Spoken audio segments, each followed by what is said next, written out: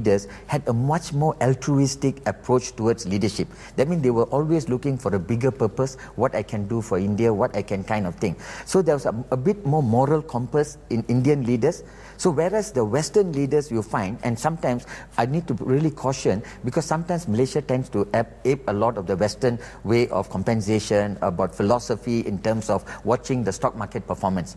So I think one of the things about India and China, if we really look at it, there's much more balance in terms of achieving the quarterly earnings or running after what media today, business ladies do.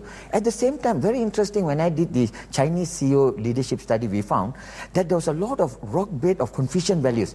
Despite communism in China for the last 60 years, what really holds them together was a lot around values of harmony, self-critique and kind of thing. So one of the things, my concern I see today in a lot of the nations is that in the quest for Western education and kind of thing, we need to stop back and reflect upon that our leadership should be a lot more value-based leadership, where our ancient civilization today, I talked about the kampong culture I came about, something has been lost in terms of the what people call emotional intelligence. Today I think what has happened, like Tan Sri Professor was talking about, is too much towards IQ, thinking, rational.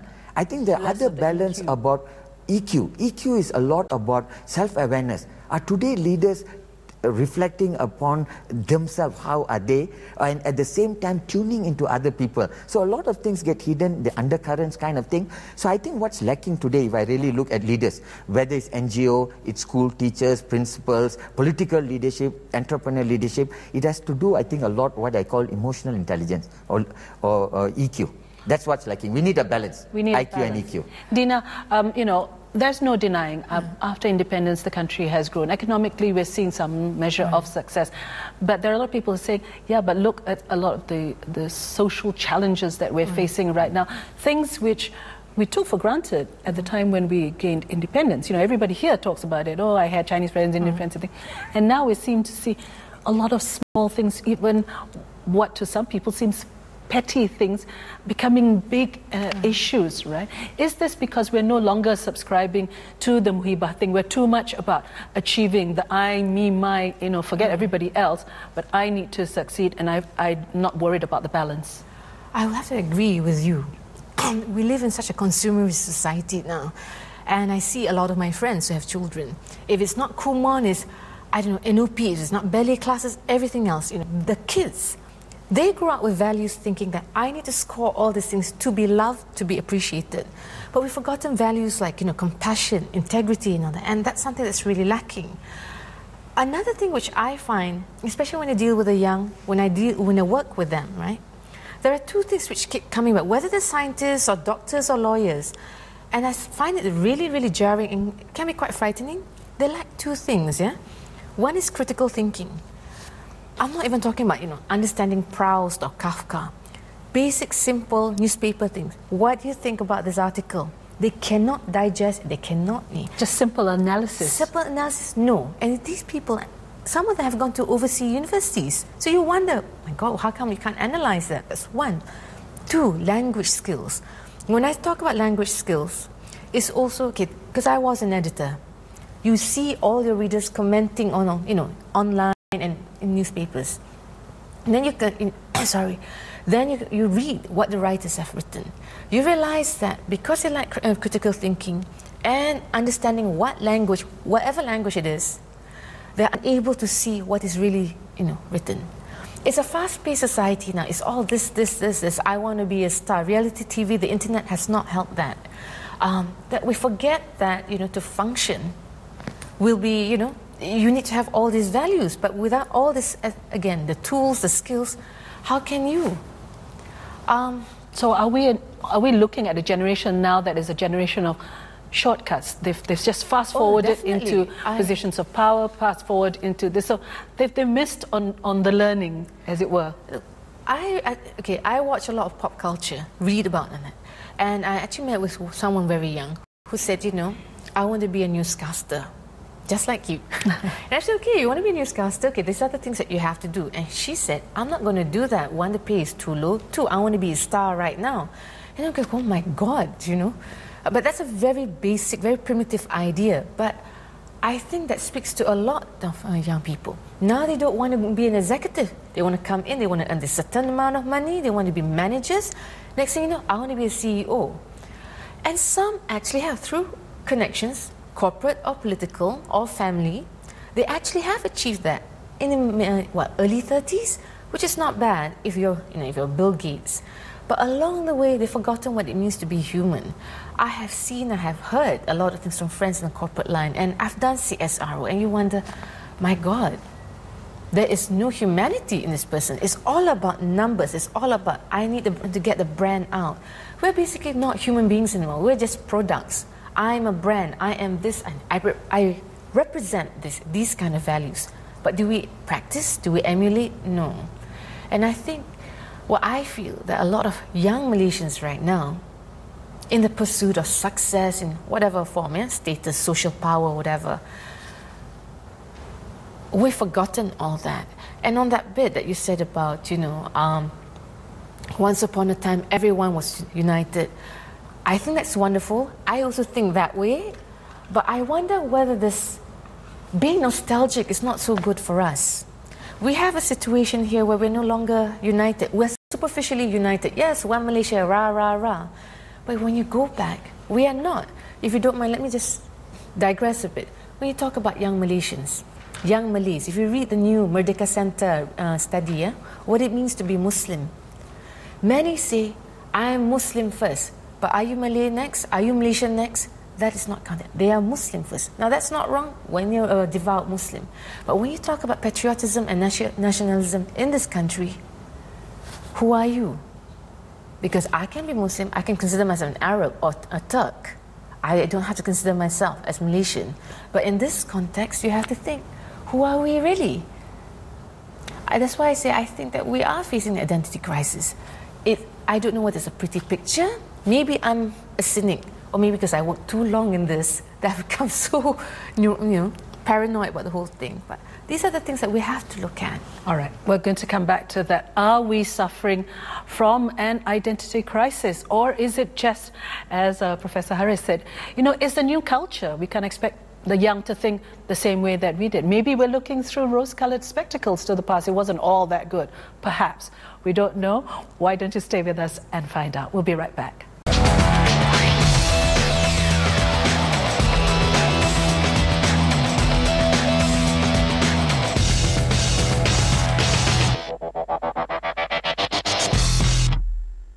Welcome back. This is the Merdeka Award Roundtable. We're talking about the Spirit of Merdeka, nurturing visionaries. All right, Prof, I have to come back to you.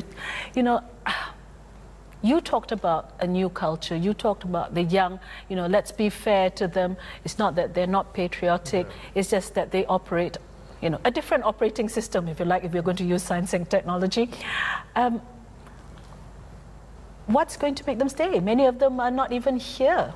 What's going to make them come back? What's going to make them feel for Malaysia? Many say, I'm a citizen of the world. I'm global now. Before I come to answer that question, yes, in a similar way, yes, I need to digress slightly to disagree the opinion set upon by the panel. Right. You see, I think there has been a lot of comments saying we are too exam-orientated. We spend so much time examination. Students are going to Kumon, going to year tuition and so on. But let's be fair to the student now. Let's understand what we have gone through. I've gone through a lot. If you are in 1960s, when you have about 100 students, we don't need examination because we know them all. If you have 10 students, you know them. Right. You can evaluate them from just talking to them. But if you have 100,000 students, how are you going to do it? It has to be done through examination. You have to have a filtering process. No way you can get away without having a filtering process. Any country in that world, you have to have, even in Korean, the Japanese, they have sleepless night. The parents make sure that they do very well in their entrance exam for the university. They spend nights, they sleep on the road, and they spend time. Every community does that. And eventually you move up into the ladder. Now, one thing that has been said, I think I feel very strongly not comfortable that we overemphasize on EQ. Before any change or any advancement can take place in any country, in any field for that matter, even medical, you need to have IQ. You need intelligence to be able to digest complex information and translate into a procedure. If you have a medical doctor who is very good EQ, what you will get if you go see him, don't worry. If I think maybe you have a cancer or a heart problem, you go and see an EQ doctor, you don't worry, just take this tablet, you go, you'll be okay. These are EQ doctors. For all you know, when you go back home, you might get a heart failure, heart attack. If you have gone to an IQ doctor who has enough intelligence, who has done his work and education through the proper examination system, because you need to filter people, examine them, filter them to make them to become good doctors, he will look at you, no, you must go for further tests.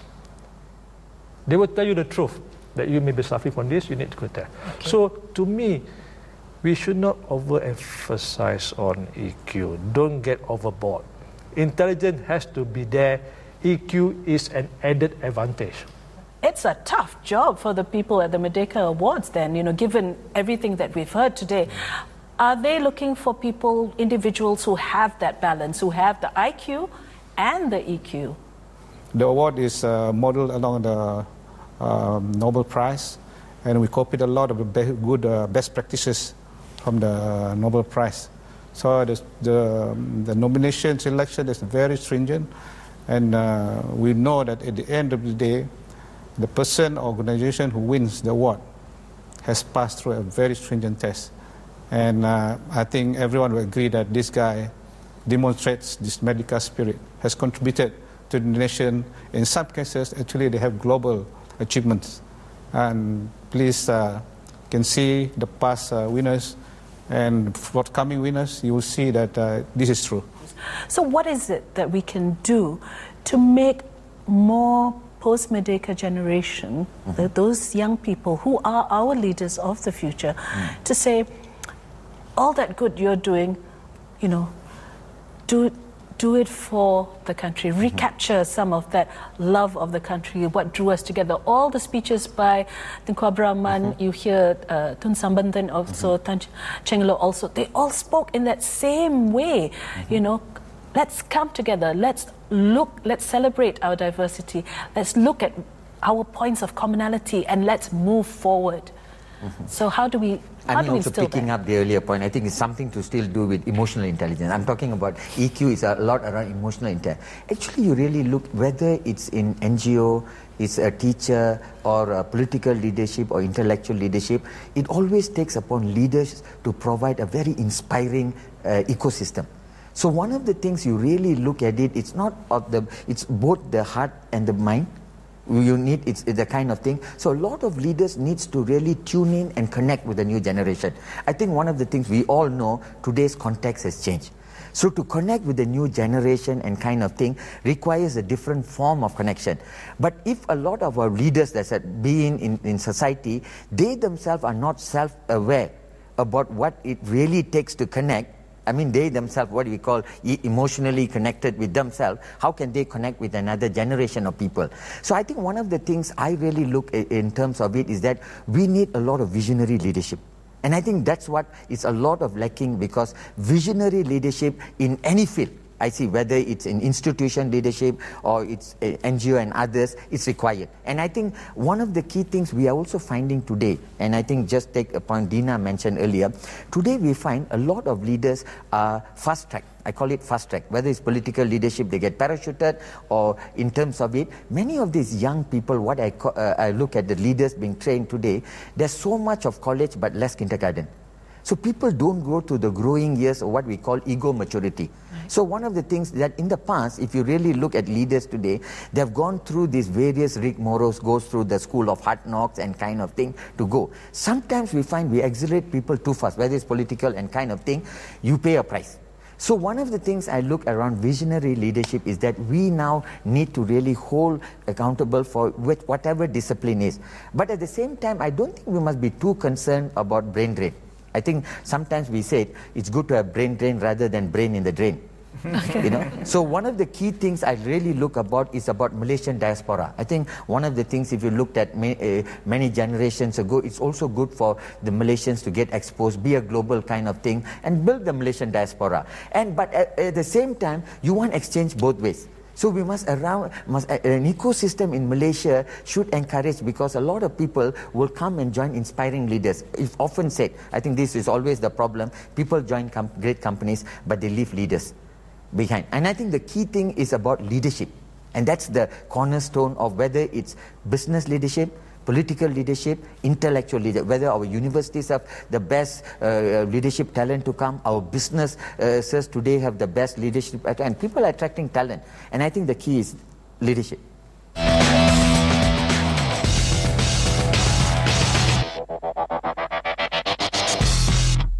Hello and welcome back to the last few minutes that we have on the Merdeka Awards Roundtable, where we're talking about the spirit of Merdeka, nurturing visionaries.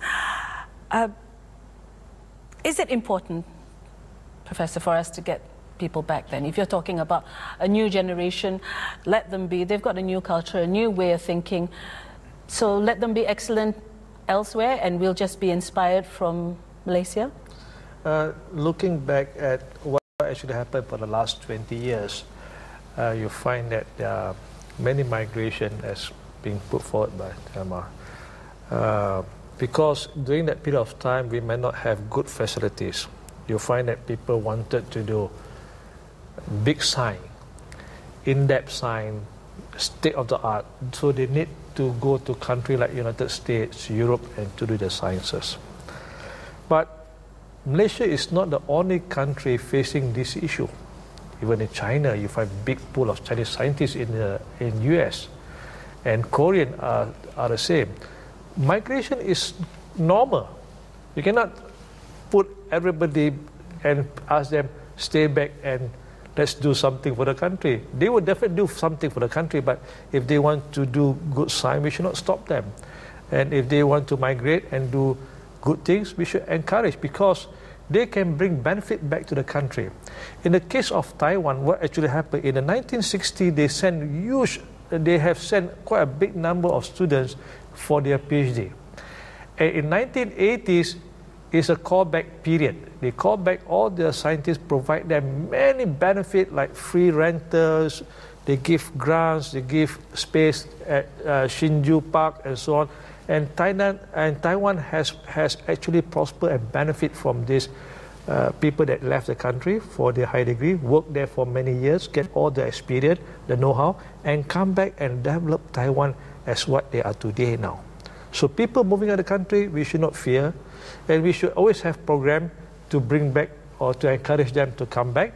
Or we can always have program that collaboration. You have Malaysian and they may have been working in the big labs, NASA or any Intel. We can always foster good collaboration between Malaysians. So to me, moving out the country for the benefit of their knowledge advancement is a plus point. I think we should not look negatively on that aspect. All right. Tan Sri, do you think that will stop us from being well known for, you know, how they say German engineering, the French cuisine, American entrepreneurship, the Japanese, well, until Prof said what he said, I thought the Japanese were known for their work ethic. But, you know, if we're all spread all over the place, no doubt we'll get some of the name, but we will never be known for something that will make us stand out, that will give us the winners that you say we are so proud of. I think we have a lot to learn from India in this instance. I have come across a lot of Indians who moved out to earn their living. Many of them are in Singapore. But it's very clear in their mind that after they have saved up money and after they have made a success of their careers, they will want to go back to India. They were not going to leave India for good. So if our Malaysians were to do that, they pick up a lot of things overseas and eventually they come back. That has got to do with the heart. I can't speak for others, but my feeling for Malaysia is here, not here. Yeah. And of course you become a little irrational sometimes, but then there are so many things that you feel you can be proud of. You know? Dina, how do we capture the hearts of the young people? What is it that we have to address? You know, we've got a lot of talk, but when it boils down to it, you know, what's a step that can be taken to win the hearts of the post-Merdeka generation? I think we need to have pride in our country. We really do. So what would give you that? What would give you that? I think one, this political bickering. Seriously, it has got to stop. We have to meet halfway. We have got to stop thinking we are right, we're in, whichever political factions you're in. We have a country that we're in love with. This is our country. We have a country to grow. Can we focus on a common denominator and work on that? So let's stop finding differences and points of contention. Yeah, that's one. But maybe that's a bit simplistic. Okay. But I have a little question which I'd like to pose to all of you. Please. We've been talking about visionaries, we've been talking about successful corporate types, the brain drain and all. What about Malaysians who've fallen through the crack because of economics? They're unable to get access to schools, to tuition, talking about people who are Ulu Sarawak ke Terengganu mana, right? It doesn't mean they're any less intelligent emotionally or up here, yeah?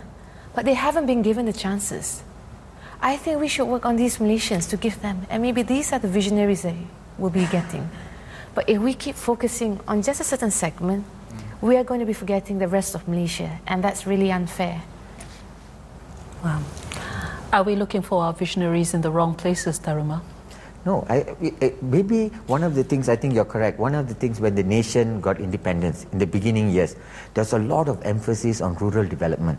If you see the visionaries at that time, while the country was infancy, industrialization was taking place, agriculture was the mainstay, our visionary leaders, if you look like Tun Rajah used to cycle, go to the rural areas, go and inspect projects, if it's working or not. He knows what's happening on the ground. And I think there was a generation that was a lot more inclusive kind of thing. But I think what has happened, maybe, this is only my hypothesis, with a lot of industrialization and kind of thing, we didn't strike a balance between agriculture, business, industrialization and kind of thing. So because one led to another, then you have building up of the equity market, stock market and kind of thing. So some kind of focus in terms of it, maybe we have not paid enough attention with inclusiveness of rural development, urban migration and kind of thing. So maybe political leadership, visionaries might need to do a rethink in terms of having a much more inclusive development agenda. Yeah, well, it's a tough job, isn't it? Every politician is going to tell you, well, we can't get to everybody. If you're good, you're going to come up one way or another, even from the barrios. We have some very excellent examples of that. What would the people at the Merdeka Award want the post-Merdeka generation to focus on? They've got so much to think about, the global world, their own personal self. But you were talking, Cik Medan, about the here and now. Again, I said we have to talk about the right thing, make the right choices again, and I mentioned earlier. And also leadership is about doing the right thing. So it may not be the popular thing, but it's the right thing to do. For instance, what I was saying just now, it's about taking care of the less fortunate, the marginalized people in the society. This is an important thing because this builds character, national character. What is the national character of Malaysia? Can anybody define that? What does it mean to be Malaysian? These are important things that we need to talk about. For somebody, we have to accept the fact that our children will be working everywhere. They'll be in New York, they'll be in Paris, all over the world. Maybe in the North Pole. So what is it that